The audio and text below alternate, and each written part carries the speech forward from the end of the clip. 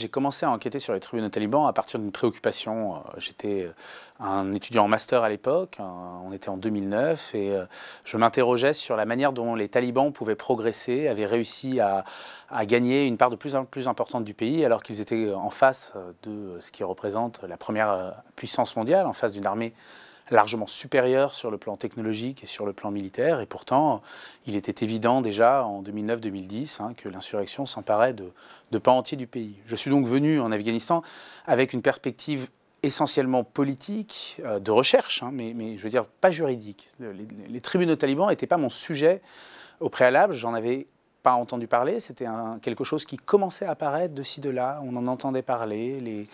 Il y avait un rapport, par exemple, préalable d'un général américain avant son déploiement, le général McChrystal, qui parlait de cette justice talibane, mais ça restait un phénomène relativement confidentiel.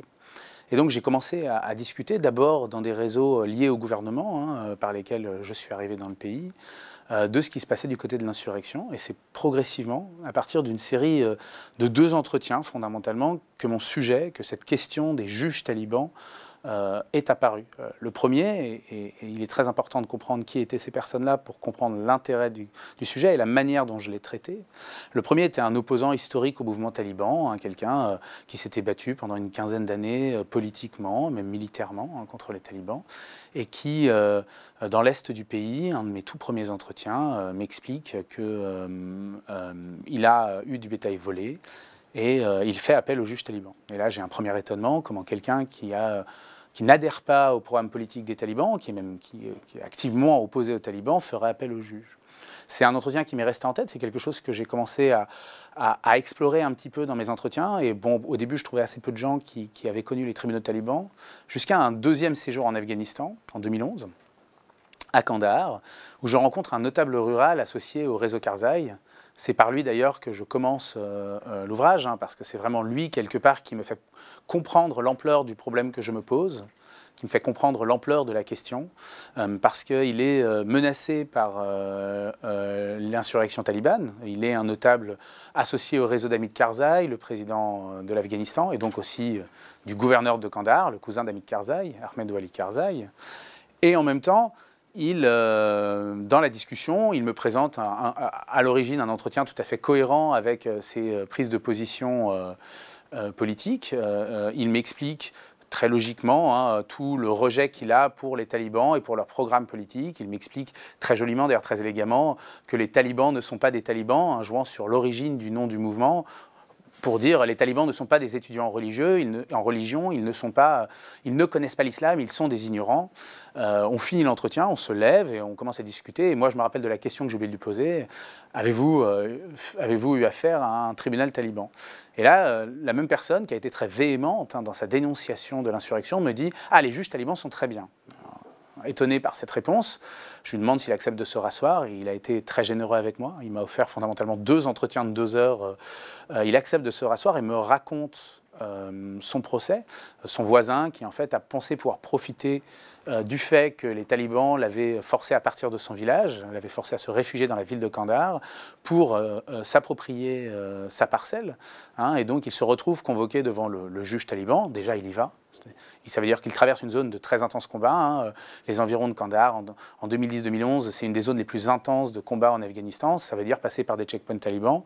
Ça veut dire que quand on est convoqué par un juge taliban, eh bien, il y a une organisation suffisamment sophistiquée pour que les laissez-passer permettent d'arriver jusqu'à un tribunal tel que lui arrive. Il se rend devant ce tribunal où il présente ses témoins, comme l'autre partie, ses documents, comme l'autre partie, et le juge décide en sa faveur. Et il conclut quelque chose qui va m'amener à ce sujet. Il conclut les juges talibans sont bien meilleurs que les juges du gouvernement. Et c'est à partir de cette question-là que j'ai commencé à me demander comment les juges talibans avaient su obtenir une reconnaissance, y compris des gens qui s'opposaient politiquement à eux. Le paradoxe, c'est qu'il y a une vieille tradition étatique en Afghanistan de droit. Vous aviez, depuis la fin du XIXe siècle, une construction étatique avec un travail de développement d'un système judiciaire, avec un système législatif qui s'était étoffé. Il y a un code pénal dont la dernière version était de 1975, un code de procédure pénale en 1977, donc à la veille de la guerre.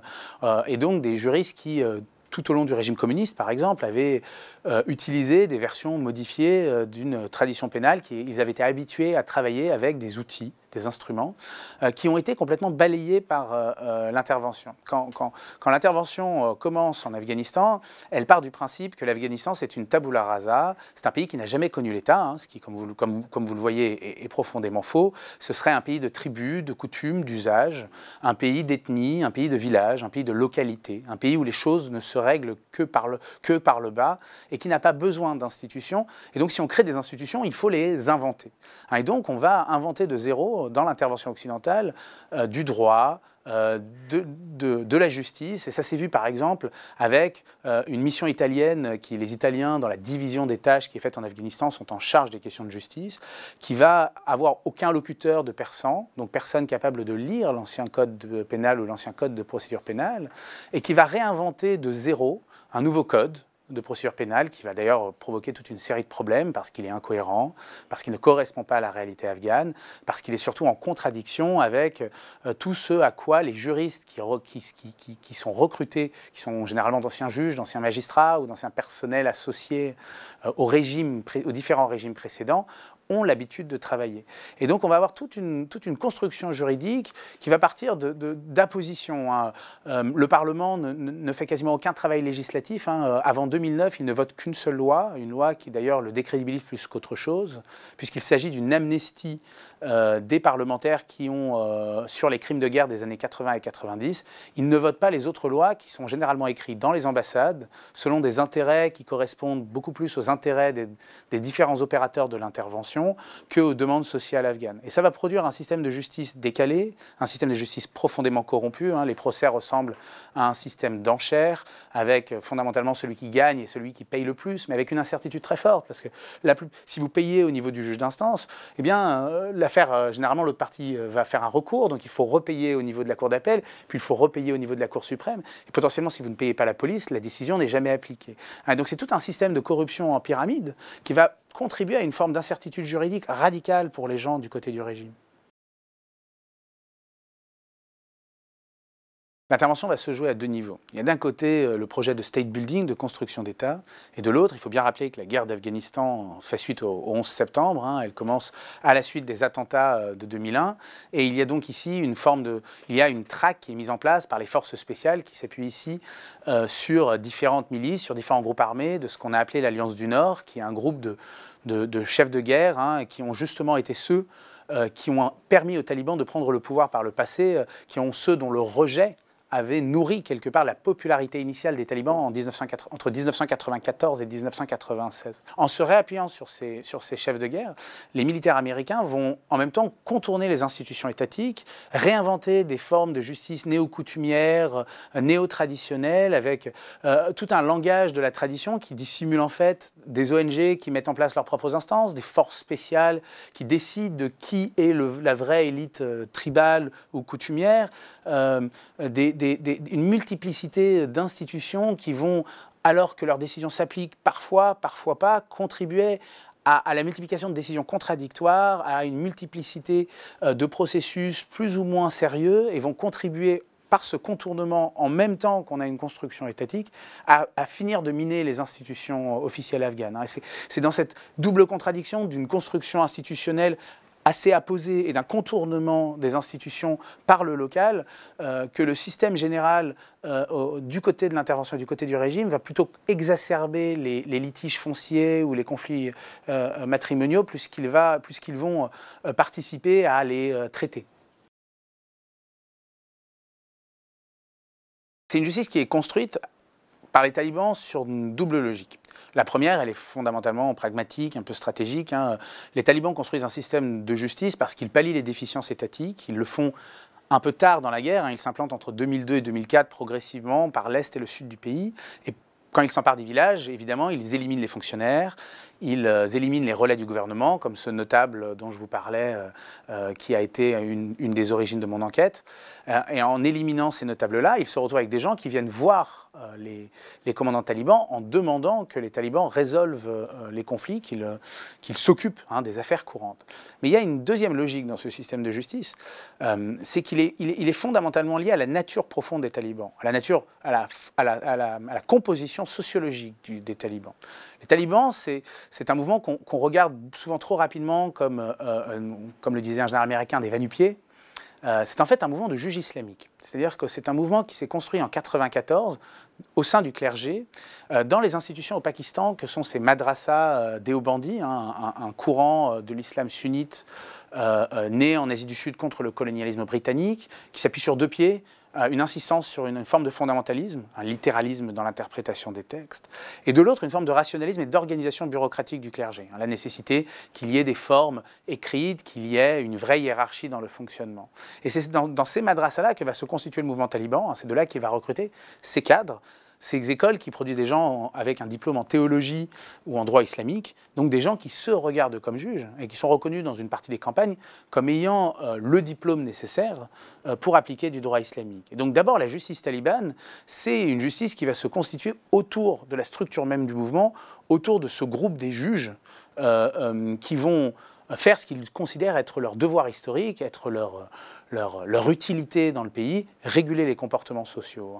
C'est vraiment ici la caractéristique essentielle si on veut comprendre les talibans, leur multiplicité de décrets, par exemple dans les années 90, contre les cerfs-volants, les jeux d'échecs, les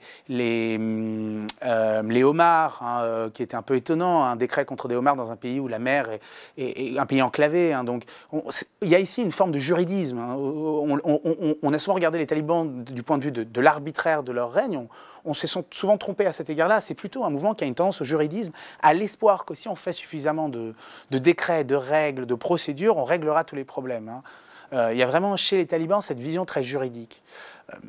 L'autre élément qui est essentiel pour comprendre ce qu'ont fait les talibans, c'est qu'ils ont inséré ces juges dans un système institutionnel. Tout le paradoxe de l'Afghanistan, c'est que les Occidentaux ont évité quelque part l'institution, ont évité de produire de l'État, là où les talibans, dans une logique assez étatiste, assez nationaliste, se sont concentrés sur un fonctionnement institutionnel.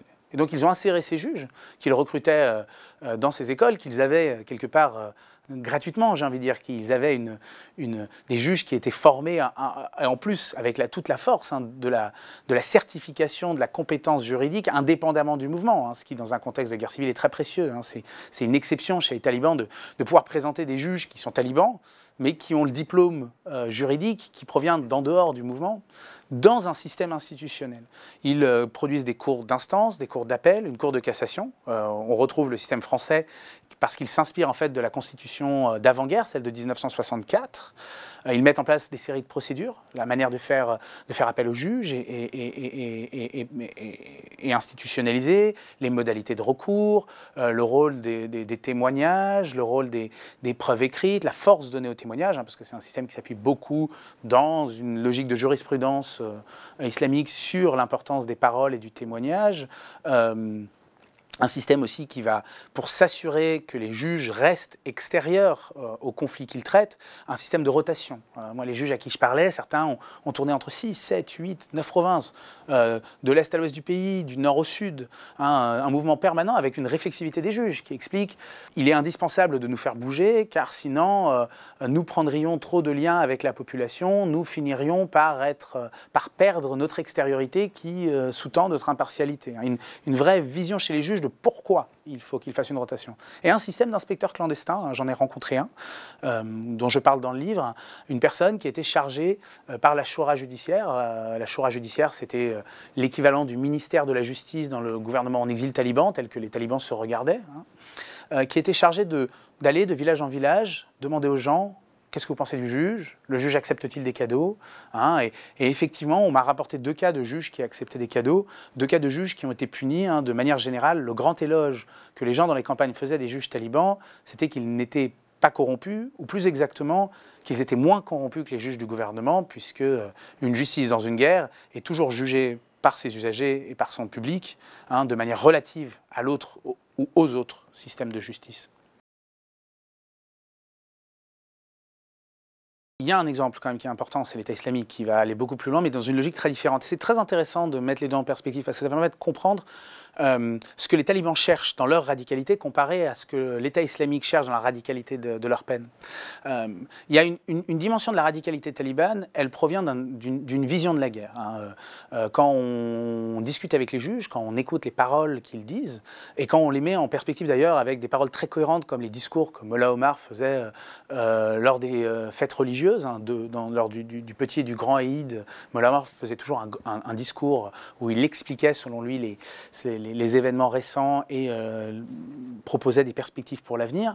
Le discours du mouvement taliban était toujours une forme de discours centré sur la nécessité de remettre les gens dans le droit chemin. Il y a une vision profonde qui sous-tend l'action des juges, qui est que la guerre, quelque part, c'est pas d'une part un problème de géopolitique, de concurrence entre grandes puissances, c'est pas non plus, ce qui serait une très bonne analyse, une vision, un affrontement entre des groupes sociaux, une concurrence entre des élites, parce que la guerre, dans les 43 ans en Afghanistan, elle est ça.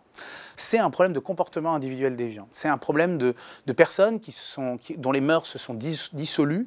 Et cette déviance du droit chemin, elle explique le fait que les gens collaborent, elle explique que les gens ont trahi, que les gens perdent de la religion.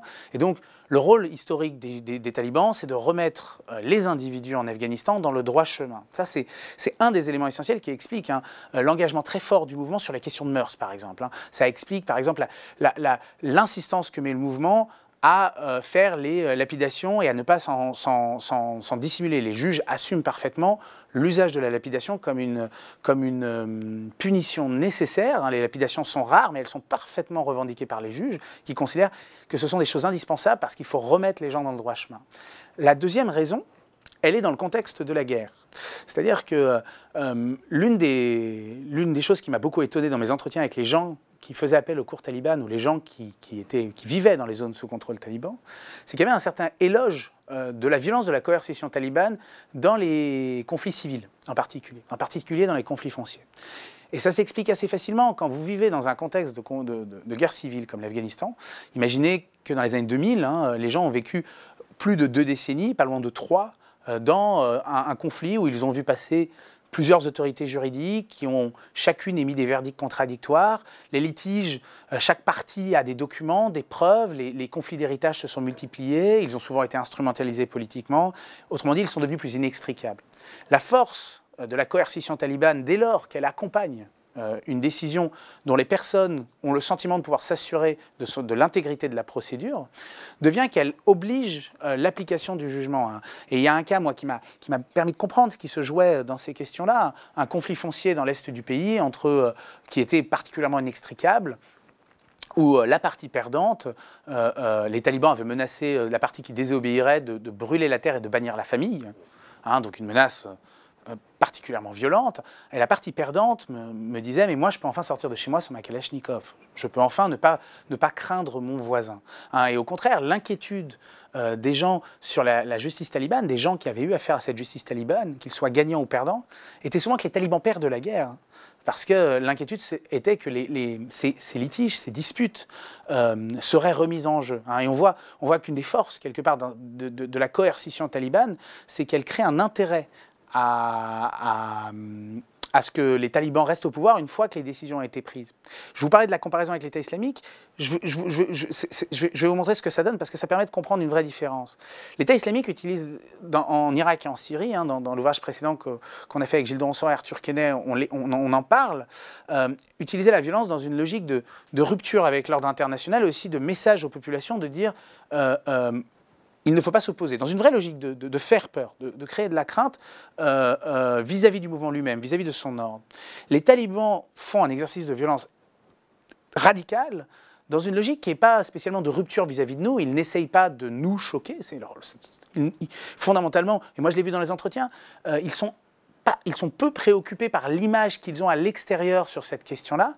Ils le font parce qu'ils sont persuadés qu'il faut remettre de l'ordre en Afghanistan et qu'ils sont persuadés qu'il est indispensable de faire usage de la violence pour résoudre des litiges inextricables.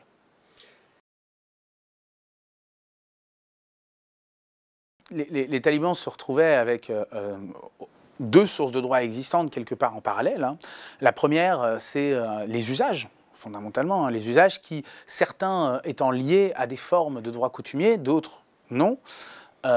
Et de l'autre côté, une prégnance très forte du droit international. Hein, parce que ça, on oublie toujours cette partie-là. Hein. Un conflit armé, c'est un moment où plus que jamais, le droit international est présent, puisqu'il n'y a plus quelque chose comme un État capable de filtrer, de décider qu'est-ce qui s'applique, qu'est-ce qui ne s'applique pas. Quelque part, si on voulait être ironique, le droit international s'applique beaucoup plus dans les zones de conflit armé, il s'applique beaucoup plus dans ces zones-là qu'il s'appliquerait aux États-Unis, qui, eux, peuvent décider ce qu'ils veulent ou pas appliquer, la manière dont ils veulent l'appliquer. En Afghanistan, la question ne se pose pas comme ça, vous avez une vraie pression à cette application-là. Et donc les talibans ont dû faire avec deux types de pression, des pressions sociales vis-à-vis du droit coutumier, et à cet égard-là, ils ont résisté de manière assez brutale. Dans mes entretiens, dans la trentaine de juges avec qui j'ai fait des entretiens, j'ai un seul juge qui me dit appliquer du droit coutumier, les 32 autres rappellent de manière assez systématique les instructions du mouvement de ne pas appliquer les normes du Pashtunwali, ou donc du droit coutumier Pashtun, ou les usages, mais bien qui rappellent que le rôle des juges talibans, c'est d'appliquer le droit islamique dans sa jurisprudence hanafite classique.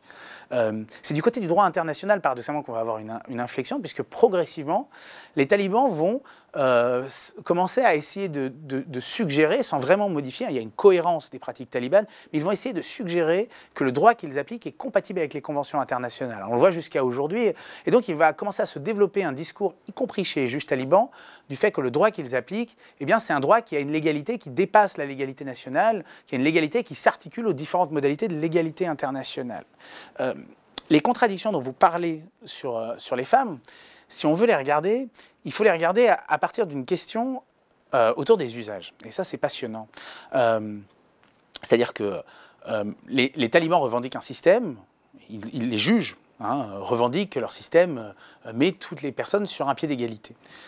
Le problème, c'est que lorsque moi je discute avec les juges talibans sur l'accès des femmes au système judiciaire, eh bien c'est là où je commence à avoir des paroles qui perdent en cohérence chez mes juges. C'est très intéressant.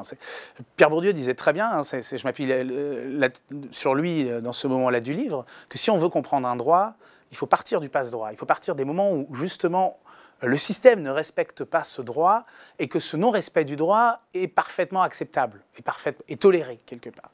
Eh bien, le passe-droit essentiel du système, dans le système judiciaire taliban, c'est les questions qui sont relatives aux femmes. Alors, la première, c'est l'accès des femmes. L'accès des femmes à la justice, puisque quand je parle avec les juges de cette question-là, ils me répondent régulièrement qu'une femme qui fait appel au juge taliban, eh bien, elle n'a pas essayé toutes les autres solutions. Ça veut dire probablement qu'elle n'est pas tout à fait innocente. Et si je rencontre bien des femmes qui gagnent des procès, ne serait-ce que parce que le caractère procédural du système leur profite une fois que leur plainte est enregistrée, autant qu'à tout autre, à l'inverse, lorsqu'on entre par exemple dans une des questions qui fait énormément conflit en Afghanistan, le droit islamique donne aux femmes une demi-part d'héritage comparé aux descendants de sexe masculin qui, eux, en reçoivent une part entière. Le problème, c'est que l'usage dans les campagnes, c'est de ne pas donner cette demi-part d'héritage. Eh bien, j'ai des juges talibans qui l'appliquent, qui disent le droit islamique dit que c'est une demi-part, mais j'ai plusieurs juges talibans qui m'expliquent qu'il faut être compréhensif, qu'il faut être pédagogue. Les mêmes juges qui, quelque part, avaient une explication sur la nécessité d'appliquer des peines très sévères comme l'amputation pour le vol ou la lapidation pour l'adultère, d'un seul coup, appuie sur la nécessité de prendre en compte les usages, d'écouter les gens. On voit bien ici comment la question de la propriété des femmes qui pose conflit, qui pose tension dans les zones rurales, eh bien, elle est un moment où les tribunaux talibans révèlent le caractère extrêmement patriarcal de l'idéologie qui sous-tend ce système judiciaire.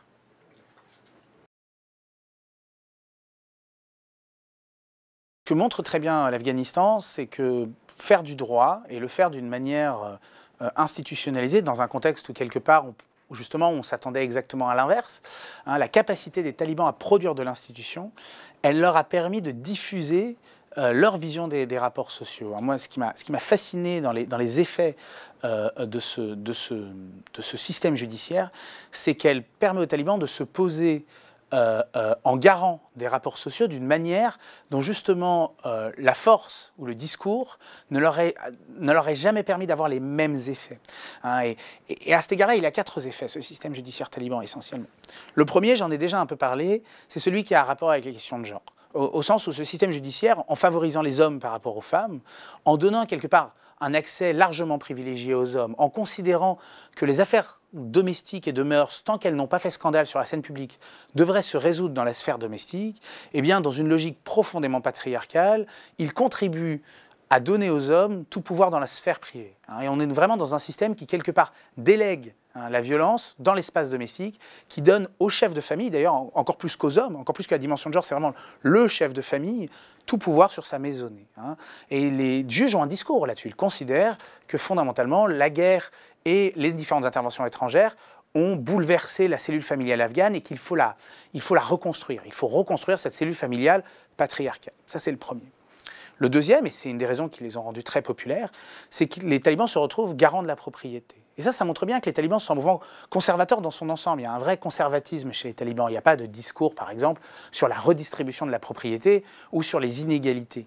Il y a néanmoins un discours sur la nécessité de protéger le fait de sécuriser l'accès à la terre et la propriété foncière, ce qui les a rendus populaires parce que l'une des modalités d'enrichissement au sein du gouvernement, c'était l'accaparement foncier. Et à l'inverse, les talibans vont se poser en garant, en acteur du cadastre quelque part, si on voulait pousser un peu la logique. Le troisième élément qui est très important, c'est qu'elle va permettre aux talibans de réimposer leur vision des relations ethniques. Le système judiciaire taliban, il va permettre aux talibans de mettre en pratique un discours qui est tout en tension chez les talibans. Les talibans sont un mouvement majoritairement composé de Pashtuns, mais ce n'est pas du tout un mouvement Pashtun. Ce n'est pas un mouvement qui revendique un fonctionnement ethniciste ou qui revendique une idéologie ethniciste. Au contraire, c'est un mouvement qui nie la domination ethnique dans lequel il fonctionne. C'est un mouvement qui dit « nous sommes le représentant de la nation, nous sommes le représentant de l'État ». C'est un mouvement qui dit « nous ne sommes pas du tout des Pashtuns, notre mouvement est ouvert à tous ». Le système judiciaire va être un des endroits où les juges talibans, de par leur recrutement multiethnique, mais surtout de par le fait que les juges ne délibèrent pas en faveur d'une personne en fonction de son ethnicité, ce que les gens vont pouvoir voir au fur et à mesure de ce fonctionnement, ça va être un des moyens dont le mouvement va prouver, quelque part par ses actes, qu'il n'est pas un mouvement qui va favoriser les Pashtuns. Ce qui est ironique, parce qu'en réalité, quand on se tourne par exemple vers la composition de la direction du mouvement en 2016, on a 75% de Pashtuns dans une population où les Pashtuns représentent 40%. On a un Tadjik, un Ouzbek, un Turkmène. C'est vraiment une politique de quota quasiment, qui représente une sous-représentation du reste des ethnies. On l'a vu encore avec leur gouvernement. On a de nouveau cette même logique où on a 75, 80, 90% de Pashtuns dans les positions de pouvoir, mais un discours qui nie cette domination Pashtun, qui reprend en fait le discours de la monarchie afghane, celui que tous les Afghans sont égaux, mais certains Afghans le sont un peu plus que d'autres. Et le dernier élément, parce que c'est vraiment l'élément essentiel, ces différentes logiques mettent le clergé en position de décider de la manière dont se passent les rapports sociaux. Et donc le système judiciaire, il va jouer un rôle essentiel, au sens où il va donner au clergé la possibilité de se revendiquer comme au service du bien public. Et là, on retrouve une autre chose que la sociologie a bien montré. Il n'y a rien de plus puissant dans un contexte de production d'autorité que l'intérêt au désintéressement, comme disait Bourdieu. C'est-à-dire cette possibilité de se présenter comme représentant de l'universel. Et si on parvient à se faire reconnaître comme représentant de l'universel, du bien public, du bien dans son ensemble, eh bien, on a accès aux positions de pouvoir plus que jamais. Et c'est bien ce qui s'est passé en Afghanistan. C'est-à-dire que le judiciaire a été un des éléments essentiels de l'ascension du clergé et un des éléments centrale de justification de la domination des membres du clergé, de leur concentration des pouvoirs à l'intérieur de l'insurrection et aujourd'hui à l'intérieur du régime.